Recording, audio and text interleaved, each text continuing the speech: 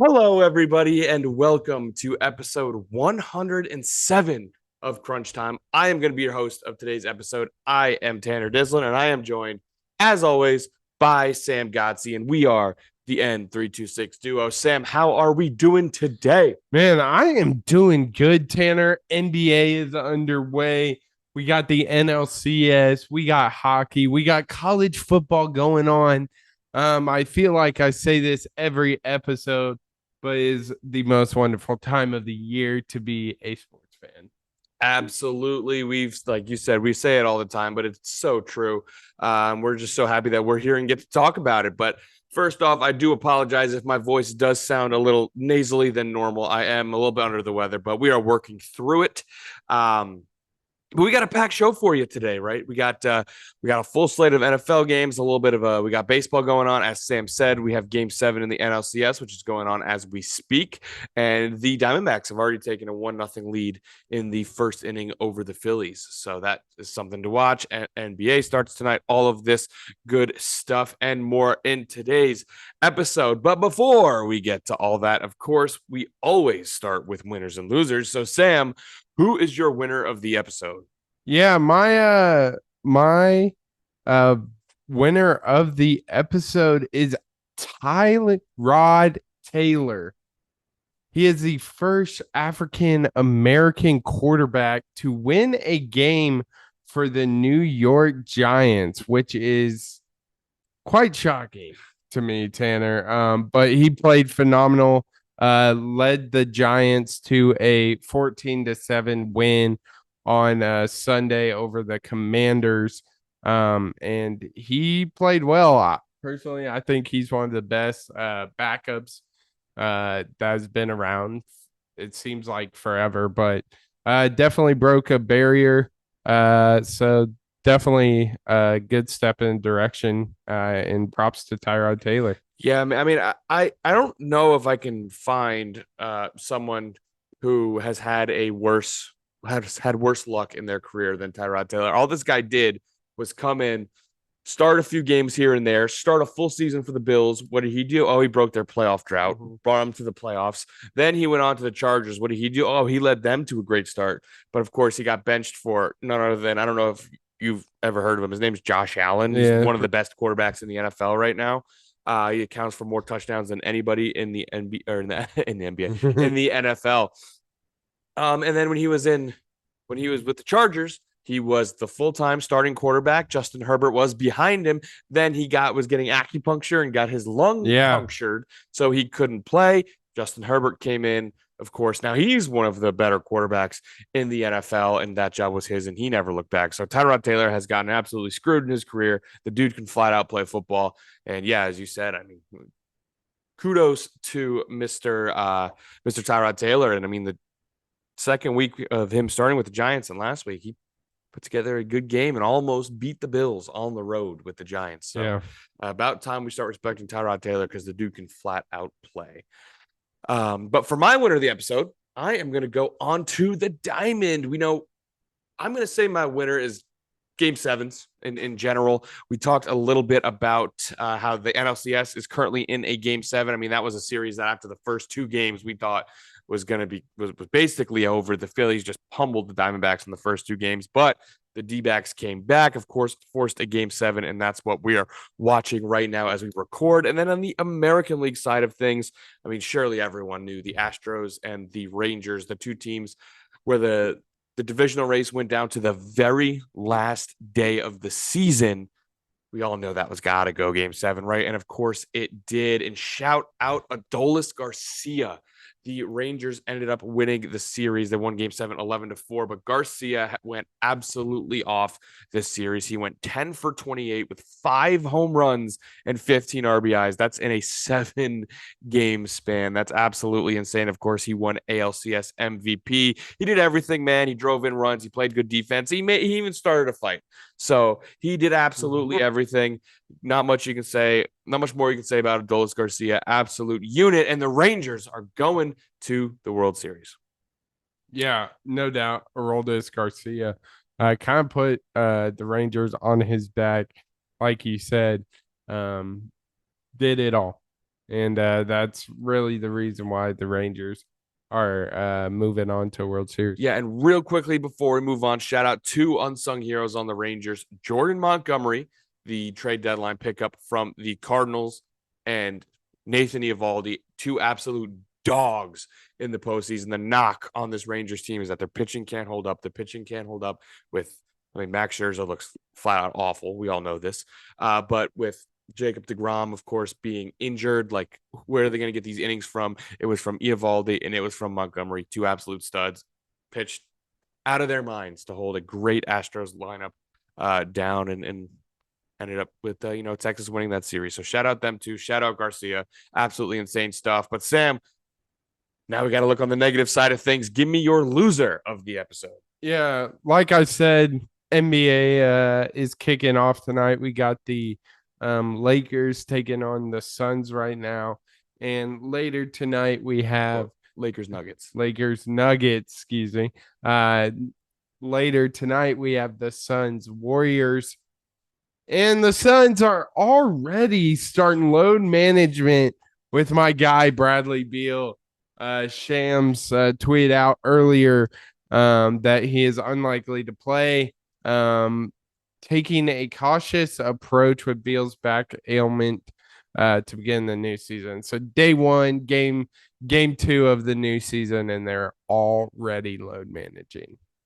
I mean, I don't even know what to say at this point. Like, yeah, that's what was the description? He's taking some time for his back. Like, there's never been a more clear load management without saying load management, because you can't anymore, of course. But I mean, I feel like I literally saw him like 2 days ago. Saw us on defense in the preseason. Saw a whole bunch of tweets about it, how the Suns would be unstoppable. Yeah, not a good look. Yeah, and not good at all. Seems like for the NBA might have to already rehaul some of those load management rules, because day one it's already not. Yeah. Crazy stuff. But for my loser of the episode, I'm going to go with Michigan State. Sam, did you see this? Did you see this? So, I mean, of course, Michigan State has had a little bit of trouble staying out of headlines over the past few years, but this is just the newest one in their game against Michigan, big time in-state rivalry. This was before the game. I'm looking at the picture of the scoreboard right now. It says there's 80 minutes till game time, so a little under an hour and a half till game time, and they decided to put up some sort of trivia on the Jumbotron. And of course, they've put up a picture of none other than Adolf Hitler, of course, and asked the question, where is this guy from? Doesn't seem like that's a good idea. Yeah. Could just be me. But however, shout out to the guy. He did get it right. Could be a little bit of a trick question, but he did get it right. But yeah, I don't really know what Michigan State was thinking. And I see, as I'm looking at it right here, it says apparently Michigan State suspended an employee for allowing the Hitler image on the scoreboard. So yeah, I can't even fathom who thought that was a good idea. Obviously it wasn't, and so easily avoidable. Yeah. Just don't do it. And it's even worse because I don't know if you heard about this. There's a YouTube channel called Quiz Channel. And they produce like basically a Jeopardy like videos, and the producer and creator of that channel said the school didn't ask for permission to use his content or pay him for it. So I mean, so they stole, and that's what they decided to steal. Yeah. Oh man. Yeah, not great. Yeah, I mean, I'm not gonna lie, you said it does get worse. I was very confused on how it could, and yeah, there we go.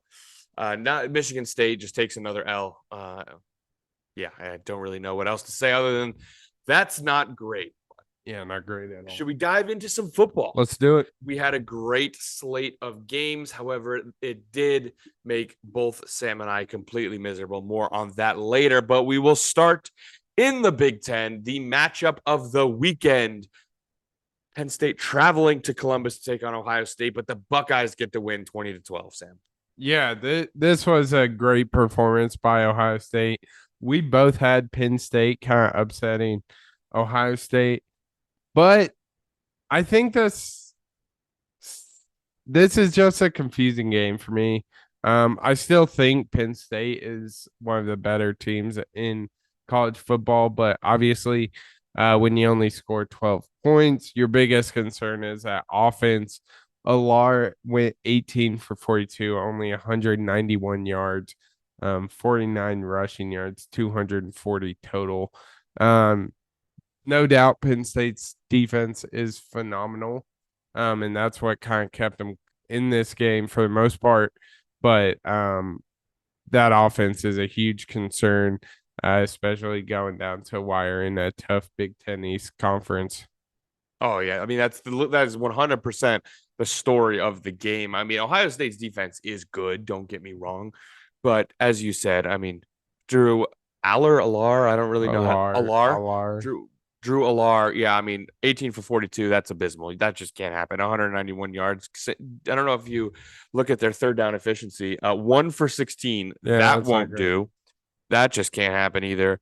And punted the ball 9 times, so that's it's not good. It's not a good performance from Penn State offense.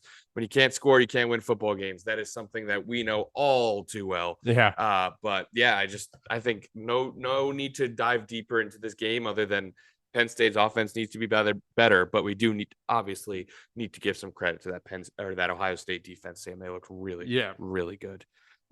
But yeah, it's pretty cut and dry there, in our opinion. But we'll move on. Another top 25 matchup. This one down south. Tennessee went down to Tuscaloosa, but Bama took care of business, beating them 34-20. Yeah, this game made no sense to me, Tanner. If you look on paper, Tennessee basically did everything better except third down conversions. They were 8 for 18 compared to Bama's 5 for 13. But Tennessee played a better overall game, even forced 2 turnovers, but Alabama gets it done in mysterious ways, and this is a perfect example of that. I want to know what was said at halftime, Yeah. because look at Tennessee's second half score. 0 points Yeah. in the second half. They were up 20-7 at halftime, Sam. Did not score a single point. Of course, Alabama scoring 27 unanswered in the second half. I guess you got to tip your cap to Nick Saban. He knows what to say at halftime, but my God, Tennessee, did you think the game was over? Like Yeah. what happened here? Because as you said, you outgained them. You were just less efficient on third down. But this is a game. Again, you had a 20-7 lead. How does this happen? Just an absolutely horrible performance in the second half. Also, Tennessee had 2 field goals inside of 30 yards, which puts the line of scrimmage, of course, right at around like the 13-10-ish yard line. So you like to think that those are opportunities you can turn into 7. Obviously, those are some more points you could have had there, but the team just went to sleep in the second half. Not much else to say. Yeah. Not much else to say. But moving on, how about our third ranked matchup of the weekend? We had Duke, the Blue Devils, of course, the surprise team of college football, or one of the surprise teams in college football. They went down to Tallahassee to take on Florida State. Gave them a run for their money. However, a strong fourth quarter from Florida State allowed them to win 38-20. Yeah, I mean, we at the beginning of the season, we are looking ahead at Florida State's schedule, and we circled this one as possibly being a big upset. But no, that did not happen. You mentioned it. It was 20-17 at half. Seemed like these teams were going back and forth. And then with the injury to Riley Leonard, was banged up, not 100%. I forgot his injury, but he's been banged up the past couple weeks. And then Florida State's fourth quarter going 21 points, basically clinching this. Not basically, it clinched the game. Obviously, I think we're looking at a much closer game if Riley Leonard doesn't get hurt late in this game. I think he got hurt at the end of the third, but it was a close competitive game. And when you put in a quarterback with very little experience on Duke's side, that's what happened in this game. But gosh, shout out Jordan Travis, 27 for 36, 268 yards, 2 touchdowns, and just 1 interception, making I think I've said this multiple times on this podcast, but making a case of his Heisman hopeful. Yeah, I mean, also this one's a little bit more excusable, as you said, Sam, with the injury, but another team that didn't score a point in the second half. Yeah. I mean, what are people saying at halftime, man? I love to be a fly on the wall and hear what's going on here, but not much else to add. You kind of nailed it. Big time injury really affected the way this game went. However, Duke is a team that has been able to run the ball um, pretty effectively in the past, and um, they just kind of need to lean on that. And when you only get 76 yards through the air, again, injury having a big part to do with that, but most of your yards are on the ground. It's usually not a good recipe for success, especially against the number 4 ranked Florida State Seminoles. But Florida State moves to 7-0. You said Jordan Travis is playing great football. It looks like the path to the playoff is right in front of Florida State. Just a quick check. I mean, they've already beaten Clemson on the road. They've already beaten Duke. The remaining schedule: Wake Forest, Pitt, Miami, Florida. That game's at home. And then North Alabama in week 11, of course. And then they go to Florida, face their in-state rival in rivalry week. So again, looks like the path to the playoff is right ahead of them. All they need to do is take care of business. But a team that I tragically predicted to make the playoff, and their playoff hopes, Sam, are dead. They are DEAD dead, is the USC Trojans. They were at home, and Utah came to town and beat them in a fashion that Utah has done so many times. They've done it to Oregon a lot. Whenever there's a team that you feel like is really good in the Pac-12, here comes Utah to beat them 34-32 Utes. Yeah, I mean Utah dominated this one, to be frank with you, Tanner. But let's talk about how god awful this USC defense is. If it was somewhat average, they'd be a top 5 team. I mean, giving up 482 yards, 235 passing, 247 rushing yards for the Utes, 6.9 yards per play, 2 for 3 on fourth down, just absolutely dominating. Uh, you say this game's close, but it really wasn't. It seemed like Utah had a hold of the game at all times. Um, Reminder: this is without Cam Rising, who is officially done first season. Oh, boo. Yeah, I'm still saying if we're ever picking Utah, I'm looking at you. I'm saying yeah, Cam Rising back yeah. potentially. But Bryson Barnes, shout out. 14-23, 235 yards, 3 tuds. That's how you get it done in a big time game. And then on the other side, you see the stats of Caleb Williams: 24 for 34, no doubt a good performance, 256 yards. But if you're a Heisman candidate, 0 touchdowns in a big game like this is definitely cause for concern, honestly. I mean, Lincoln Riley, it seems like Caleb Williams has kind of been off his game in the past couple games, and that's why USC is dropping these. Yeah, I mean, not only is he a Heisman candidate, he is the reigning winner, right? And projected number 1 overall pick. But I mean, this Utah offense has really not been very good without Cam Rising so far this season. I mean, they started the season okay, but against Baylor, they only scored 20 points. Baylor's not a good defense whatsoever. Then they go to Oregon State. Oregon State's been in shootouts every single game. They score 7 against Oregon State. They score 14 against UCLA. Like the offense has kind of struggled a little bit this year, and they go out and put up 34 against this god awful USC defense. So just some numbers to that. And yeah, I mean, I guess now the narrative is all on Caleb Williams, right? I mean, if you are an NFL GM, does this change your outlook on Caleb Williams at all, you think? I think it does. I mean, I went over the stats facing a top 25 defense, and he struggled. And this is just another case of him struggling against a solid defense. And remind you, this is a Pac-12 defense, not a conference known for very high quality defenses. and we have seen him struggle every once in a while against good defenses. And I think it'd be dumb not to be a little concerned with Caleb Williams against these teams that have solid defense.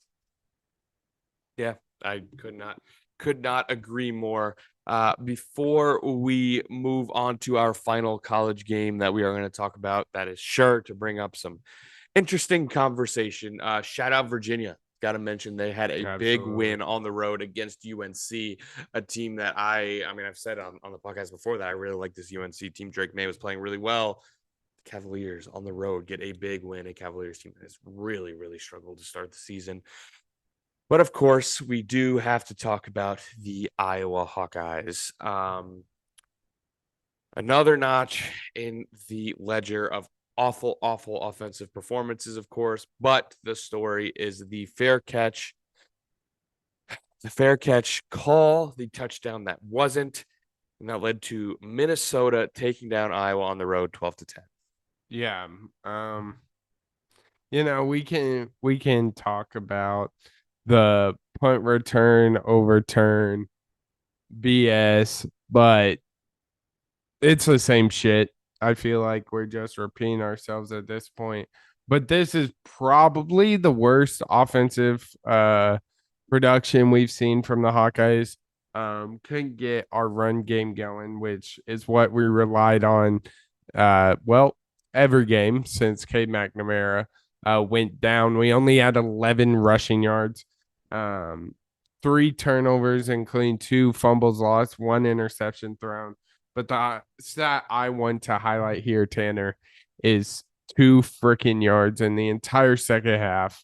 The fact Brian Ferentz wasn't fired on the spot after that game is absolutely ridiculous. Fire Kurt too, because he's just as a big a blame in this putrid laughing stock of college football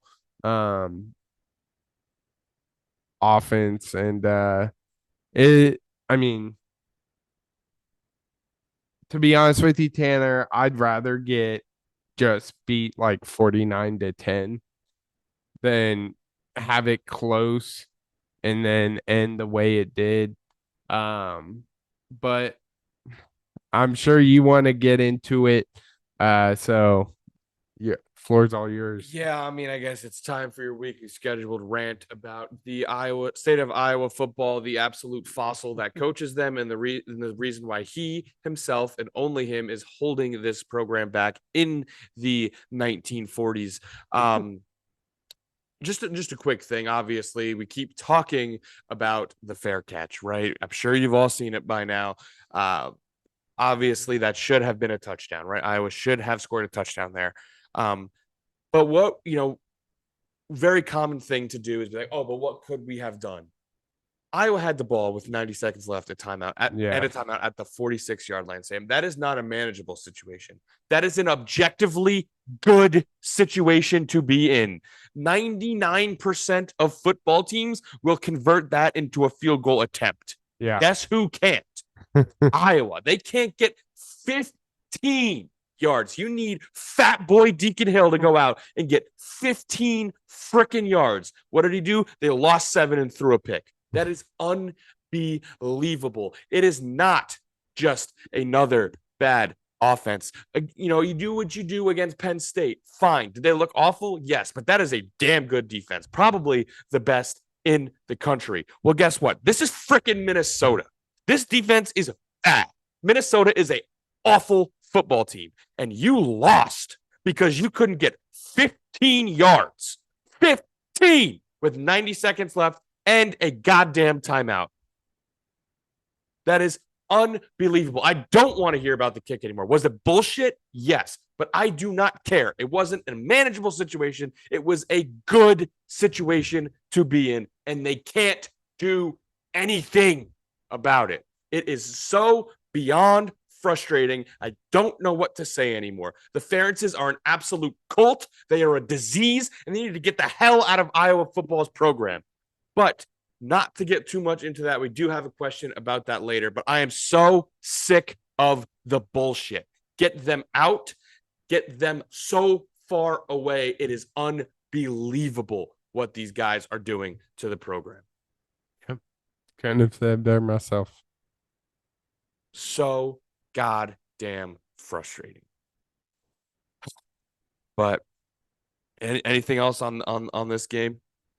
I mean, I feel like we'd be doing an injustice to our fans to not mention the punt return. You said it is bullshit. But the way the NCAA has come out with, well, by the rules, this was how I can guarantee you every single college football game that's had a singular punt has done the exact goddamn motion that Cooper DeJean did. In fact, you mentioned the UNC game. The exact same thing happened there. He was going like this, telling his teammates to get out of the way so the ball doesn't hit you. You see it all the time in football. Period. College, high school, pro. It's done everywhere. And just to everyone saying, by the rules, by the rules. Well, then everyone should be called for it. And then PJ Fleck, just being the little asshole that he is, lost a lot of respect for him actually. Saying it was absolutely a right call. There was nothing controversial. There's nothing controversial. Thank you. Bullshit. When you have the whole freaking country saying that was bullshit. I mean, I had Iowa State fans text me saying Iowa just got absolutely screwed. We heard it on the Pat McAfee show. Aaron Rodgers even making a statement about it. Pat McAfee obviously loves the Hawks due to their tremendous punting skills, but no, it was absolute BS. But is not the reason we lost this game at all.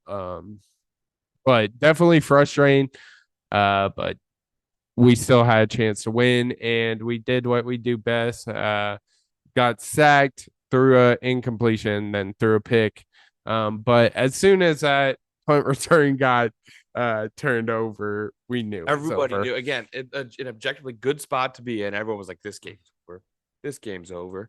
And yeah, I mean, you absolutely said. I mean, the country. By the way, this is Iowa. The country hates Iowa. Yeah, the country hates the team that plays football before women could vote, and they play football in a style that was played before women can vote.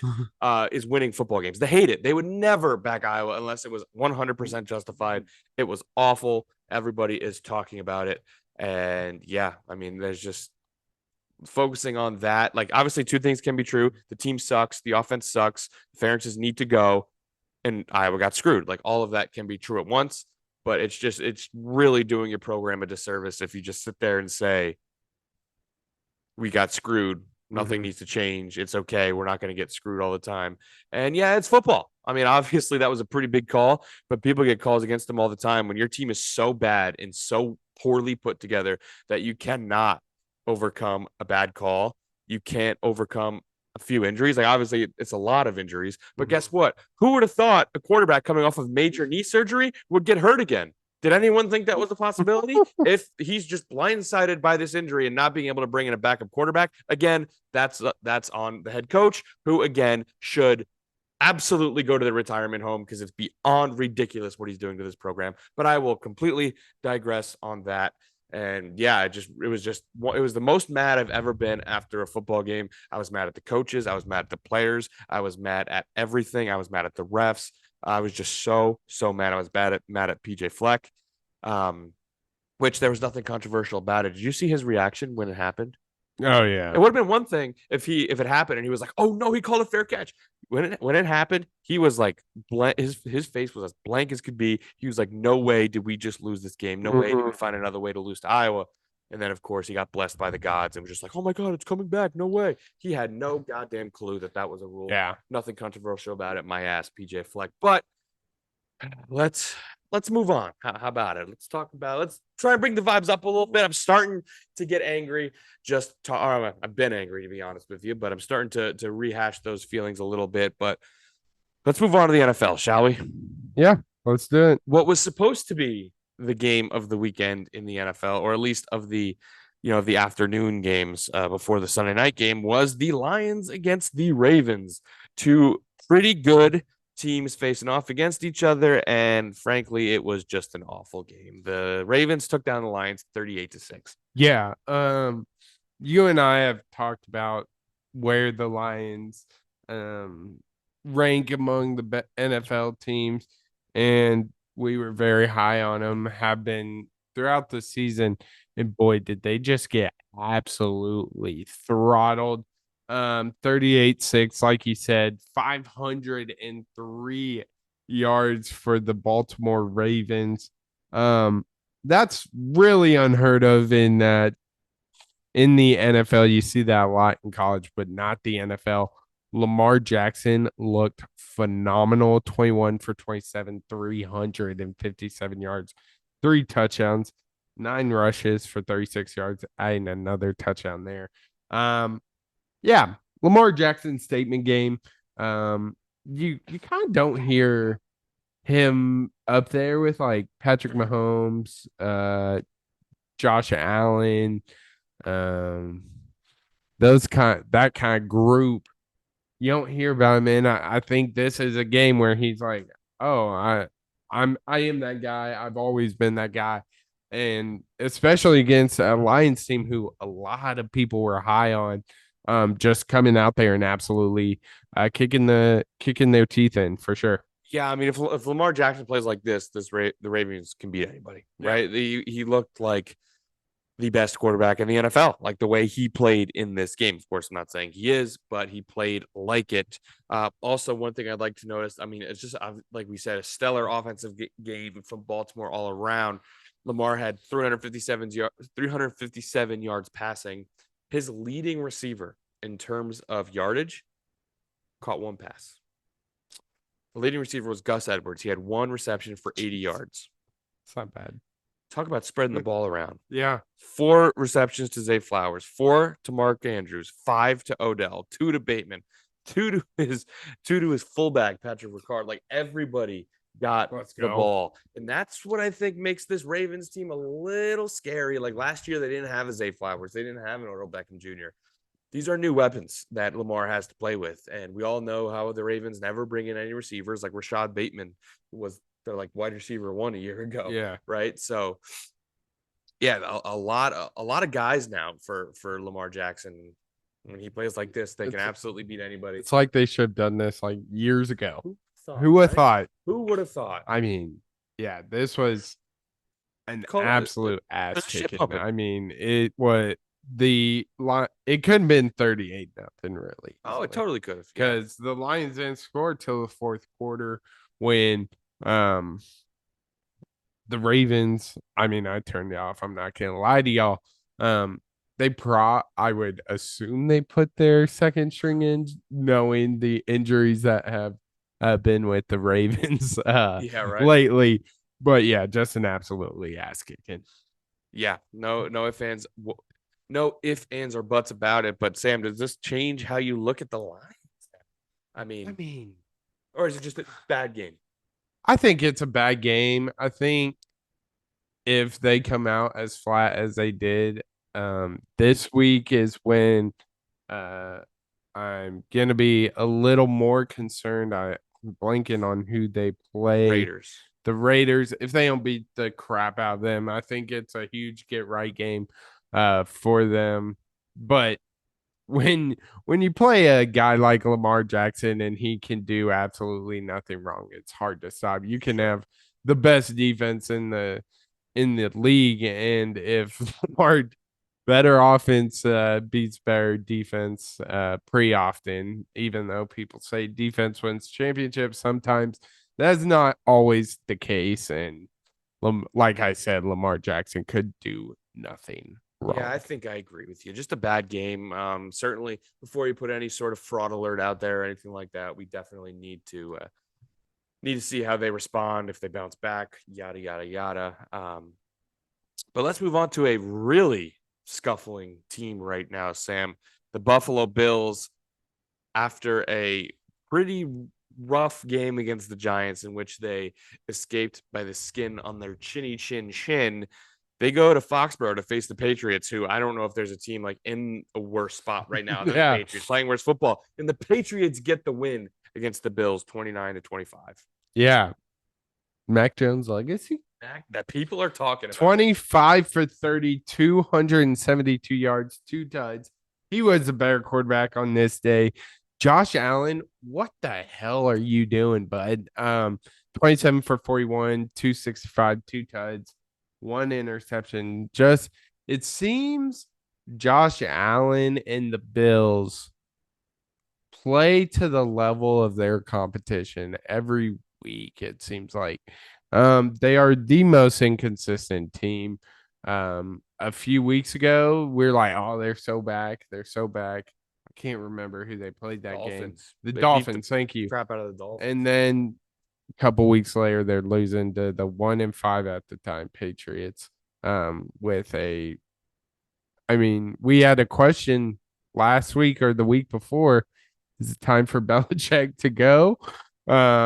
What's going on with the Patriots? And then they come out and beat the Bills, who a lot of people had very high expectations for his team coming in the year. But Patriots look good. Mac Jones led the team, and it's probably the best game we've seen from him in his NFL career. It probably is. I mean, 25 for 30 for 272 and 2 touchdowns. That's an 83% completion percentage. This Bills defense, man, they are dying to get healthy. The way it currently sits, their defense stinks. They're kind of getting roasted and toasted all over the place. And this is a Patriots offense that was like last in the NFL in EPA per play, EPA being expected points added per play. And I think even just straight up points per play too. They were dead last. They were absolutely awful. They had nothing going on. Yeah, not much else to say from the Bills. Josh Allen, I think, he did get over that original turnover. I think it was the first play from scrimmage in which he threw that pick. But he got over a little bit, tried his best to keep him in, but the defense the defense really needs to figure some stuff out because, again, this Patriots offense stinks. But what do you say we stay in the AFC East, talking about the Bills, talking about the Patriots? Let's talk about the Miami Dolphins, who went to Philly. The score is going to say, 31-17. It was a 17-all game in the fourth quarter, but one of those was a defensive touchdown off of a weird deflection from a Jalen Hurts pass. But for all intents and purposes, Eagles they didn't necessarily dominate the scoreboard, but they felt like they really dominated the pace of play in the game and were able to win this 31-17. Yeah, like you said, it seemed like the Eagles were in control the entire game. Jalen Hurts, the talk of the Eagles have been the tush push, the brotherly shove, whatever you want to call it. I think Jalen Hurts went like 5 for 5 on 3rd and shorts using the tush push. I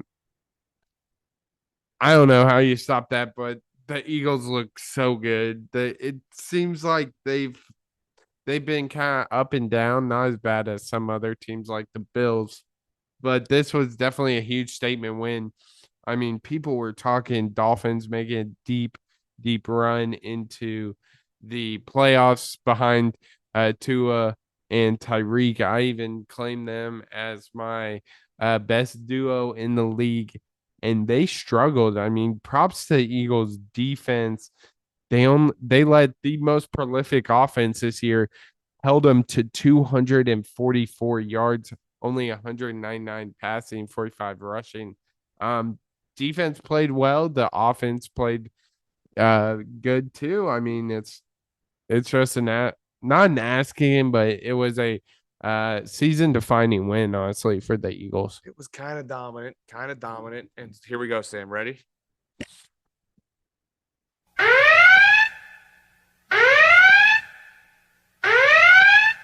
You know what that is? Was The that Dolphins are officially on fraud watch. fraud They are watch? on fraud watch, Sam. All they do is beat the crap out of bad teams, and they have played two good teams and gotten kind of run off the field in both of them. The Bills we referenced earlier got absolutely shit pumped in that game. I mean, way worse than this one was. What was it? It was 48-20 in that game. Obviously, you lose this one by 2 touchdowns. Would have been worse again if it wasn't for the defensive touchdown that they had the luxury of getting. And keep in mind, they did win the game 42-21, but they fell down 14-0 against the Panthers in the first quarter. Yeah. I think we were all a little bit too quick, myself included. I picked the Dolphins to win this game, and that's 100% on me.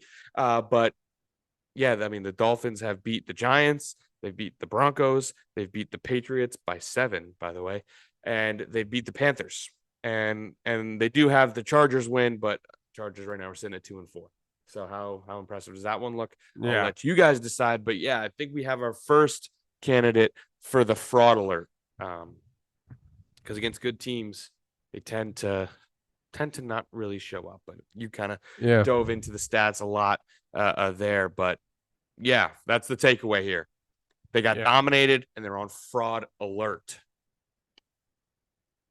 Let's move to Monday night, huh, Sam? Yeah. This was an interesting game because the Vikings took on the 49ers. A huge game, a must-have game for the Vikings if you wanted to convince yourself at all that this season was something that we could actually look forward to the rest of the way and that we should not just completely punt. And the Vikings came out and got the win 22-17 over San Francisco. I'm gonna play the reverse card. I'm gonna let you take this one. I first. like it. I like it as we normally do. But I mean, I don't think I've ever seen Minnesota play as complete a game as they did on Monday night in the Kirk Cousins era. The defense held the high flying 49ers to 17 points. The offense was moving the ball like crazy. They had what? They had 452 yards of offense against the big bad 49ers defense. Kirk Cousins was absolutely fantastic. He went 35 for 45, 378 yards and 2 touchdowns. He did have a pick. It was kind of a jump ball where the receiver, they were wrestling and lost that. So I don't think it's 100% his fault, but I mean, it's still some, it's not completely not his fault. But it was just an absolute stellar performance from Kirk Cousins, kind of put the team on his back a little bit. The Vikings offense was incredible. The run game still really still kind of non-existent. Combined for Cam Akers and Alexander Mattison combined for 80 yards or 70 yards, excuse me. But Jordan Addison, we also got to talk about Jordan Addison. Without Justin Jefferson in the game, he went 7 receptions, 123 yards, and 2 touchdowns. That kid can really play football. TJ Hawkinson put in 11 catches for 86 yards himself. It was an all-around great game from the Minnesota Vikings. Not without flaws, of course. They were pretty bad in the red zone and missed a big field goal to kind of make the game a lot more comfortable than it ultimately was. But an absolute complete game, and this is a season-defining win, as you had talked about for the Eagles. This is absolutely that for the Vikings, because you look at the road ahead. Next games are against the Packers, Falcons, Saints, Broncos, Bears, Raiders. That's 6 very winnable football games right there.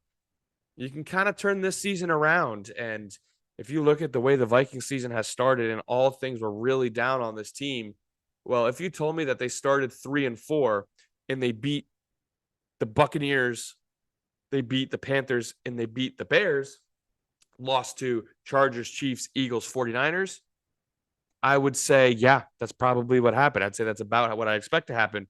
It's just they lost to the Buccaneers and beat the 49ers. So they've made up for the bad loss. They're back on track. They have a decently easy schedule coming up, all very winnable games. I think the season's back on. Yeah, it was a definitely an eye-opening game for me. It's amazing what happens when you give Kirk Cousins time to throw the ball. It seems like the 49ers pass rush has disappeared these past couple weeks. Obviously, a little bit of grain of salt with this one is the lack of Deebo Samuel, a huge part of that 49ers offense. But you still have Christian McCaffrey, George Kittle, Brandon Ayuk. Brock Purdy looked horrible. That's probably the worst game we've seen from him so in his young career. They still had a chance to win late in the game, and Brock Purdy threw it to absolutely no one. Like it wasn't even close to being a completion. Had two picks, only one touchdown. Still was pretty consistent with his ball, 21 for 30, but the Vikings made him uncomfortable in this one, and it looked very obvious. But like he said, Kirk Cousins played phenomenal, especially not having his wide receiver one, Justin Jefferson, replacing him with Jordan Addison, who played about as well as you could possibly hope for. Joined some elite company in this one. I can't remember the specific stat, but he joined the company of Justin Jefferson and Randy Moss as a Vikings wide receiver. So definitely a huge statement game for him. But yeah, definitely shocking to the whole NFL community, including me. Yeah, and some a little more color in there. I absolutely the offensive line was awesome. Um, the there was a offensive lineman. He was on the Broncos a year ago, free agent throughout all of the offseason, and he was always a perfect fit in Minnesota. He was a guard. Dalton Reisner is his name, and he visited Minnesota a few times, and they decided no, we're good.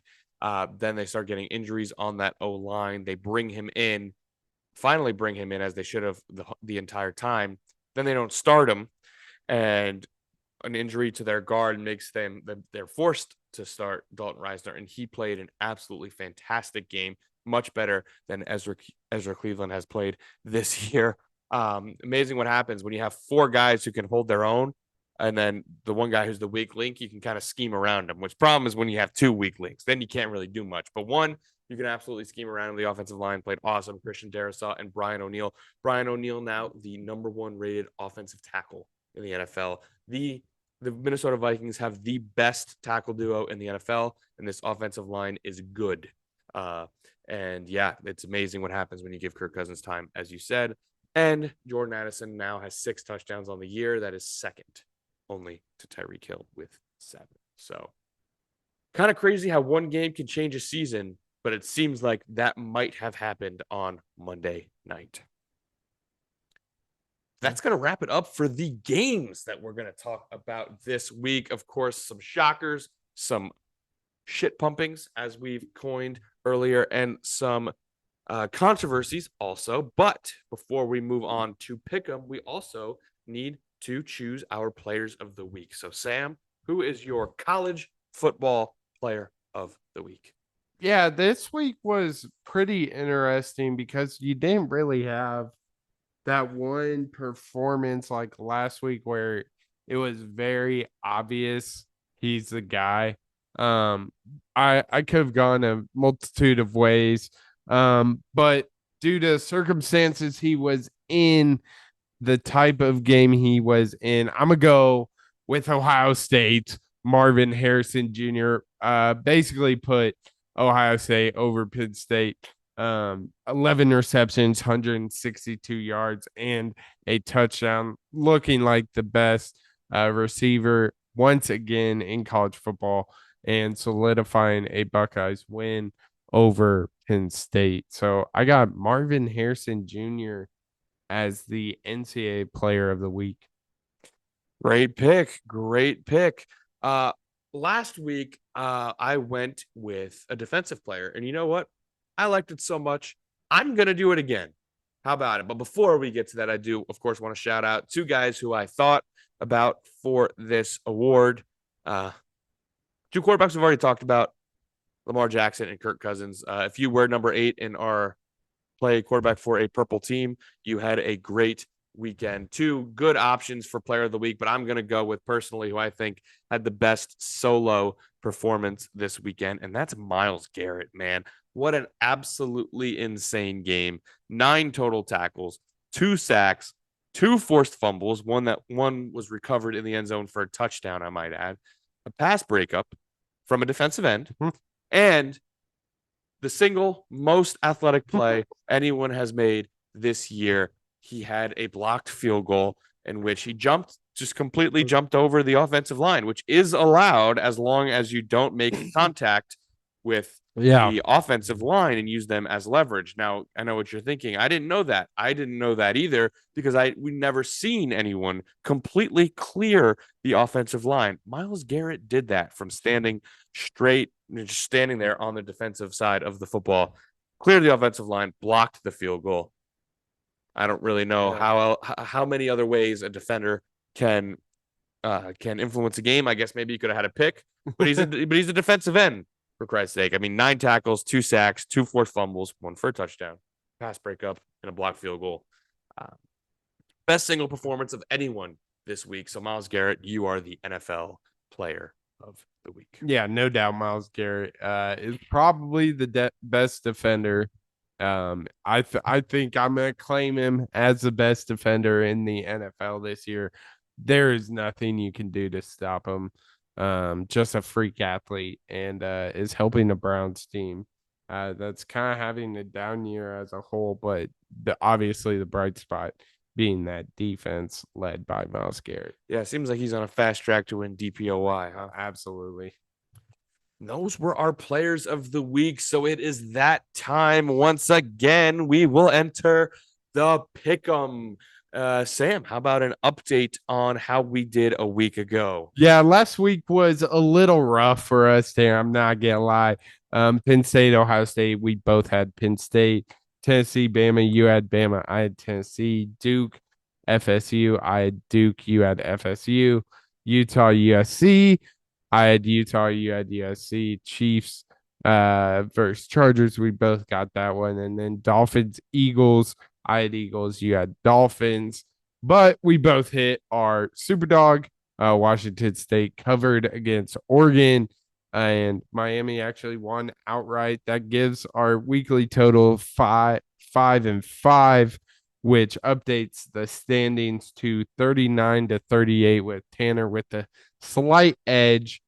And our super dog records are 6-1 for me and 5-2 for you. Man, a combined 11-3 on the Super Dogs. Not bad. Might want to tell the boys. We might know a thing or two about our dogs, but let's get into the pick'em for next week. We'll start out in the SEC. Number 21, Tennessee, coming off of that loss against Bama, goes to Kentucky.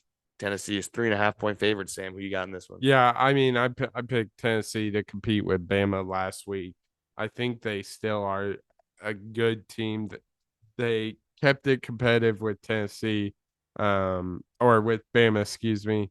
And if they played a decent half, I think they come out of Tuscaloosa. But that, with all that being said, give me Tennessee traveling into Lexington for this one. Not so fast, my friend. I like this Kentucky team. They've kind of scuffled a little bit, starting with that game against Georgia, which was a kind of a big statement game for Georgia, one where we thought they maybe could be on upset alert, but alas, that did not come into fruition. This team has been pretty good at home this year, and I like this Kentucky team. I think Devin Leary is going to have a big game in that rushing attack. You remember that game against Florida, the way they were able to run the ball. They did so at home. I think they're going to be able to continue to do that against Tennessee. Give me the home dog. I'm going with the Wildcats in Lexington. But our next game, a top 25 matchup at that. Number 20, Duke, coming off that rough fourth quarter against Florida State. They go to Louisville, number 18 in the nation. Of course, the Louisville is looking really good right now. Who you got in this one, Sam? This game is in Louisville. Louisville 4-point favorites. Yeah, both of these teams coming off kind of a tough loss. Like you said, Duke to FSU, and Louisville actually dropped to Pitt last week. With that being said, I am very concerned with Duke and their health of their quarterback, Riley Leonard. With that being said, that concern really concerns me to go with the Blue Devils. So I am going with the Louisville Cardinals. Home at home, a get right game after a tough loss. Give me Louisville. Sam, that's a great pick. I could not have said it better myself. I was impressed with the way Duke looked on the road against Florida State. But as you said, just too many injuries, too many uncertainties right now on that Duke side. I hope Riley Leonard plays, obviously, but I'm just not sure he will. Give me Louisville at home to get this win. In our last college game of in this pick'em, another top 25 matchup. Number 8, Oregon, 6.5-point favorites on the road against Utah, coming off of that big win over USC. Sam, who you got in this one? Yeah, this one is definitely interesting. Utah coming off a big win against USC, facing a much more difficult opponent in Oregon. Oregon struggled a couple weeks ago against Washington. Everything is telling me to go with the Ducks, but some just keeps pulling me towards Utah. Give me Utah at home with the upset over the Oregon Ducks. Wow. I tell you what, when we were talking about that Utah USC game, Utah, I mean, they've won a shocking amount of games against Oregon in the past like 5 years, Yeah. right? A lot more than you would expect.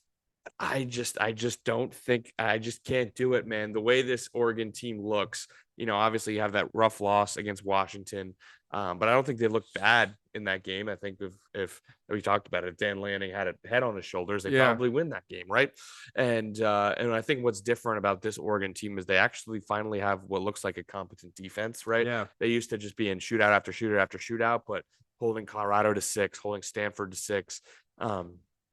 The defense actually has been pretty good this year with Oregon. So I think that's going to be the difference to put this Oregon team over the edge and finally beat Utah in a big game. Seemingly haven't done it in a little bit. So give me the Ducks in this game. I'm going to go with the road favorite. But switching over to the NFL, the Vikings, they come off of that big win against the 49ers. I have proclaimed the season is back on. They travel to Lambeau to face off against the Packers, who lost to the Broncos last week. This game is a pick'em, Sam. Who you got here? Yeah, this one's going to be interesting. Unfortunately for your Vikings, I think this is going to be a classic hangover case. Give me the Packers at home coming off a devastating loss to the Broncos. Give me the Green Bay Packers here in a close one. You know what, Sam? A lot of the times I hedge. I bet against the Vikings, so I have it, some way either way, or I pick against the Vikings. But you know what? Screw it. Why the hell not? Let's be optimistic. I think they're going to be able to go into Lambeau and get a win. I mean, right now the Packers look terrible. Jordan Love looks awful. He tries to put on a second half comeback seemingly every week. Sometimes he succeeds, sometimes he does not. But I mean, they lost to a really bad Broncos team, and they're not healthy themselves. I think the Vikings might be able to go ahead and get a win and really jumpstart this season and figure things out and start to climb back into the postseason. Excuse me. Our next game, we are going to go to the Steel City where the Jags, they come into Pittsburgh as 2.5-point favorites. Sam, who do you have in this one? Yeah, the Jags season has been very confusing to me. It seems they're 1 week they're one of the best in the NFL. the next week they're one of the worst. The definition of inconsistency with the Jags, and you always kind of know what you're getting with the Steelers. Kenny Pickett is going to do what he does. George Pickens, one of the best young receivers in the league. And obviously, the Steelers always have a great defense led by TJ Watt. With that being said, give me the Steelers here in another close one. I just think the Jags are going to struggle against that solid defensive pit. Give me the Steelers. You know what, Sam? That is a great pick. I agree with you on this one. The Steelers got a big win against the Rams on the road. Returning back home, this has the making of a letdown game for the Jags. They've done it, as you said, a few times this season. That defense is really, really good from the Steelers. I think that offense might be starting to figure some things out. They're running the ball a little bit more effectively with Najee Harris and Jalen Warren. Both of them had a touchdown a week ago, and Najee Harris's first of the year. Actually, that's how bad things have been in Pittsburgh with the running game. But I think they're starting to figure some things out. Give me the Steelers at home. That is a great pick. And lastly, to wrap it up, we have the battle for East Rutherford, New Jersey. That's right. The Jets and the Giants meet each other. The Jets are 3-point favorites in this one, Sam. Who do you have? Yeah, this one is a no-brainer for me. Both of these offensive kind of have struggled. I think we're not going to see the same type of performance from Tyrod as we did last week with this dominant Jets defense. I think Jets defense makes him very uncomfortable in that pocket, forcing turnovers and giving Zach Wilson decent field position where he could get in the end zone. Give me the Jets here. Yeah, that's a great pick. Not much more to add there. I mean, you have two, as you said, two bad offenses and one just like all-time really good defense. Of course, I'm going to go with the defense. Yeah, I think the Jets win this game pretty handily. I might even take them -3 to be honest with you, but I do like the Jets in this one. So all that leaves is our super dog for this week. Sam, take it away. Looking to improve on that. What is it? 11-3 record? Yeah, that's crazy. Yeah. Last week, I went back to the well with Washington State. Worked out well for me. I'm going to do the same thing this weekend, but with another repeat. I'm going with Coach Prime. Oh, wow. And the Buffaloes covering against UCLA have them at 17.5 right now. Coming off that bye, I think is what Colorado need to kind of get right. They're gonna score points. I don't think they're gonna win this one personally, but I like them to cover 17.5 is a lot. It's gonna be a shootout like it is every game with Colorado. But give me Colorado plus 17.5 against the UCLA Bruins. How about it? Good teams win, great teams cover. We go back to the well a lot. And you know what, Sam? I'm not leaving the conference. How about we stay in the most fun conference in football? Yeah, I said it. I'll say it again. The most fun conference in football. Give me Arizona plus 3.5. No one's paying attention to Arizona, and myself included, for a long time. But I tell you what, I'm starting to take notice of this team, Sam. Their last couple games, they absolutely shit pumped Washington State on the road, 44-6 a week ago.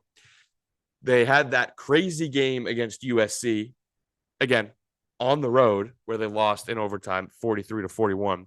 Before that, who'd they play? Oh, just a pretty good team. Number 5, Washington. Played a really tough game, lost by a touchdown, covered in that game. And then before that, they beat Stanford, a team who obviously had that great second half comeback against Colorado. This team's resume is pretty good. I mean, obviously, there's not a ton of moral victories in here, but when you lose to USC by 2, Washington by 7, this team can compete with the best of them. They are playing Oregon State, a team that is right now, I mean, they're ranked 11th in the country. They're definitely a pretty good football team. However, on the other side of things, their schedule, I mean, really, I'm looking at it. The only like really like wow, that's a great win is they took down Utah again without Cam Rising 21-7, and they took down UCLA 36-24. This offense is really good. Both those games were at home, Sam. On the road, this team has been a little different. Gave up 40 points to Cal on the road, lost to Washington State on the road. This team looks different on the road, man. And Arizona has been putting together some good games. Give me the Wildcats plus 3.5. Yeah, it's definitely that's definitely a good pick. I do think Arizona is one of those sleeper teams a lot of people are sleeping on for sure. Definitely, definitely. But let's wrap up this episode, man. We have some questions. The first one is from Carol Gotzi, of course, the creator of our fabulous merch. Link to that is in the all over our socials, probably is in the description of the YouTube video if you are there. But what makes a good tailgate? What a great question. What makes a good tailgate? Is it location, food, themes, etc.? Yeah, this one is definitely interesting. I mean, there's so many different aspects that go into a good tailgate, but in the grand scheme of things, I think what makes a great tailgate is the people who you're with. As cliche as that sounds, it you can because I've been to tailgates where there's a buffet of food, unlimited drinks, and I've also been to tailgates where me and five guys are splitting a 24 pack of Rolling Rock. I've seen both sides of the spectrum of tailgating, but in all reality, it doesn't matter where the location is, what the food is, themes. It's really comes down to who you're with and just having a good time. Yeah, that's an absolute great take. My answer for this, I don't know if this technically falls under themes, maybe, but there are two types of tailgates, in my opinion. It's a tailgate for a game you're looking forward to, and a tailgate for a game you're not. Yeah. Right. And some of the best tailgates I've ever been to are just when there's a freaking awesome game we're going to go to. Yeah. Right. When you have the anticipation of a great game, you have the anticipation of what should be a close game. Maybe you're bidding for an upset. When you have all of those things, the anticipation is there, the vibes are there, the energy is there. The tailgate is just so much better, in my opinion. I remember tailgating, excuse me, for like when Penn State would come to town, and we were just like, oh yikes, we were kind of gonna get smacked here. Obviously, we're trying for the upset, but still knowing that you're scared, it's just the vibes aren't as good. We've seen some when like Wisconsin comes to town, right? Big time rivalry game, very winnable game. Those tend to be a lot better, in my opinion. In conference games, and of course, like I was just about like conference games versus the early cupcakes, like Iowa versus Middle Tennessee State. Like obviously that tailgate's not going to be as good as some of your other ones. So for me, it's just again, I agree. It's not really location, not really food, but when you got a banger of a game you're waiting for, that tailgate is heightened a little bit more, in my opinion. Yeah, absolutely. And our last question of the day comes from my mom, Carrie Dislin. Thank you for the question. This is a tough one, Sam. We got to put on our athletic director hats. You ready? Yeah. You're the interim athletic director. Beth Getz is her Shout name out. at the University of Iowa. How in the world do you straighten out Iowa football? You have a ridiculous contract, an offense that is terrible and has been for several years. You have signs from the Children's Hospital telling you to fire Brian. You have constant chants from the students telling you to fire Brian. You have the longest tenured coach in college football, and you have an amazing defense and special teams, and you have amazing coordinators at those on those sides of the football. What's the play here? How do you go about managing this? This is a question all Iowa fans are wondering. So I'm gonna do this in kind of a two-parter.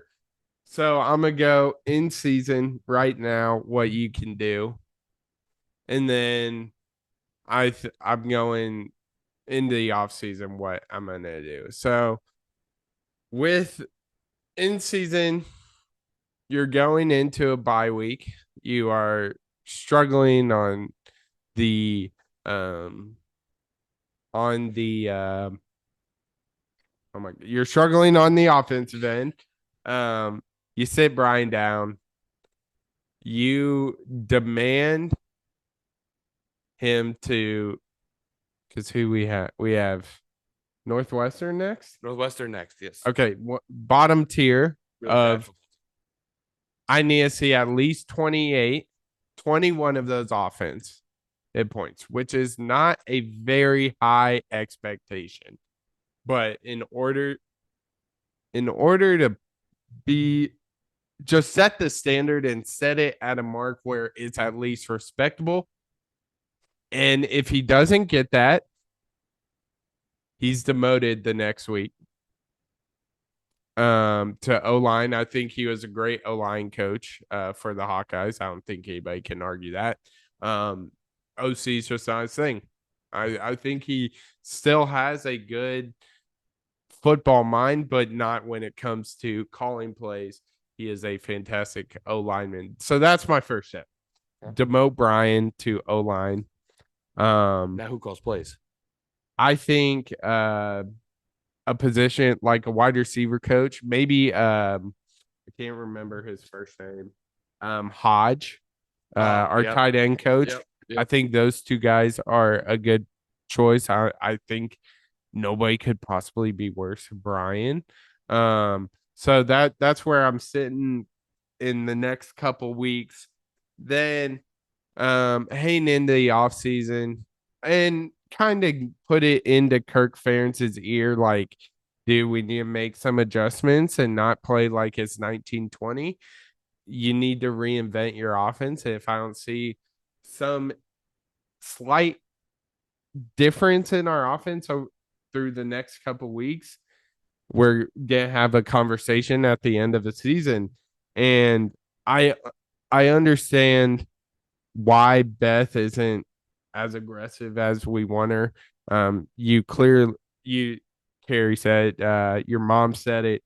He's the longest tenured coach in college football. But going into the offseason, if I'm not seeing that, I either say, all right, we need to just get rid of the offensive staff, maybe keep Coach Hodge, our tight end coach, and just overhaul the offense, take play calling away from just bring in new offensive minds. And then if Kirk doesn't agree to that, you let him go, pay him his severance check, whatever you got to do to get him out the door. I think one of the issues that people are concerned about, though, is with Kirk Ferentz being fired, what happens to Phil Parker? The way to combat that is bring in a guy already in-house. I think I've always said this. I think LeVar Woods would be a great option. Not very common to bring in a in-house to just move him up to head coach without any head coaching position. But I just think I've only heard positive things about him. We've seen what he does with special teams. I think he'd be a great addition. And then I think that makes Phil Parker stay for at least a little bit. So basically, in the grand scheme of things, you set a standard for Brian during this year. If he doesn't hit it, obviously Northwestern, because I want this guy out, but you got to average X amount of points at some in per game, offense only. And if he doesn't, he gets demoted. So either Brian demotion and at the end of the year or next week or whenever it is, and then you talk to Kirk if you don't see somewhat improvement in the offense, just different play style basically. You kind of pay him out and bring in LeVar Woods and hopefully retain Phil Parker, because those are your two biggest assets right now. So that's kind of how my thought process is. What are you thinking? Yeah, I mean, you absolutely nailed it, right? Is how can you completely change things, and namely probably get rid of Kirk, but keep your star coordinators who have been so loyal to him for so long. It's definitely a tough way to narrow. I mean, first off, I know the question is you're the interim AD and there's not much you can do to remove that interim tag, but if you're it's such an important time in your program and your most important sport, your biggest revenue driver, such an important time, you can't have uncertainty in the decision making. Look at Yeah. you got to either remove that interim tag, which everybody wants. Yeah. Literally every single person in the state of Iowa wants her to be the athletic director. Yeah. Remove the interim tag or make some sort of decision to bring someone in who is the permanent AD. You just got to have some direction right now. That's step number one. Step number two, retain your coordinators, right? I've been very vocal throughout this episode over the past few weeks. Kirk Ferentz isn't getting it done anymore. He just can't. That's okay, but you just need to move on. You need to move on. You have this conversation with him. Like you said, Sam, either modernize. If you can somehow talk him into modernizing. I remember New Kirk, quote unquote, from a few years ago when he was running fake punts and all this exotic. Where did that creativity go, man? Like, what happened? And you tell him you need to recruit some people to play on offense. Like, I know you don't really care about offense, clearly, but the personnel is dog shit. Yeah. Like, Deacon Hill is one of the worst quarterbacks I've ever seen play football. Like, one of the worst. And again, I understand he's not your starter, but Cade McNamara was battling an injury. You knew this was a very real possibility the entire time. And you still brought in a backup who is actively awful at the sport. Your wide receivers can't do a single thing. They're so bad. Like, I know you have two pretty good tight ends that you brought in. They obviously got hurt, and that's rather unlucky. But there's just no other talent in this offense right now. It's so bad. So, like, yeah, Brian's terrible. We need to get rid of him too. But I'm not sure Lincoln Riley could create a good offense with the personnel right now. Yeah. They're so bad. So you just got to get more talent on the offensive end. And then you got to absolutely do whatever you can to keep your coordinators. So whether that's a promotion from inside, I don't really know what you need to do, but there just needs to be some sort of direction with the program right now. And that starts at the very top by removing that interim tag, because she needs to be able to make her own decisions and carry out her vision for how this program should look, because right now it's just getting ridiculous. And I'm tired of being a fan of the laughingstock of college football. And I'm tired of a coaching legend who's been doing it for however many years, getting dragged through the dirt, by myself included. Like, I can't help myself, but he just needs to go. Right. And I want him to go. So I stopped talking about him that way. And his statue deserves to be near now Kinnick's, near, on the campus of Kinnick Stadium, but you just can't do it anymore. Yeah. That was a pretty long-winded answer from both of us. We thought about this for a long time, but that is going to wrap it up for episode 107. Talked about a lot of stuff. Of course, we got to talk about our full slate of football. We got a little bit of baseball talk in there. The game sevens right now. Update: Arizona in the fifth inning is leading Philly 3-2. So we've got a good game there. We got the NBA back. Some good games going on tonight. Of course, load management is already starting for the NBA players. But make sure to follow the podcast on social media at crunchtime_pod on Twitter, TikTok, and Instagram. You can follow, I do it every time, on X, TikTok, and Instagram. Make sure to follow the podcast on YouTube, where you're going to find all of our videos, Crunch Time with the N326 Duo. Make sure to check out our merch store. Check out the wonderful designs by Carol Gotzi. Thank you again for all you have done to help us with that. But take a look, see if there's anything you like. Let us know if you pick up anything. We will shout you out. But the clock has run out on this episode, and we'll see you in the next one on Crunch Time. Yar.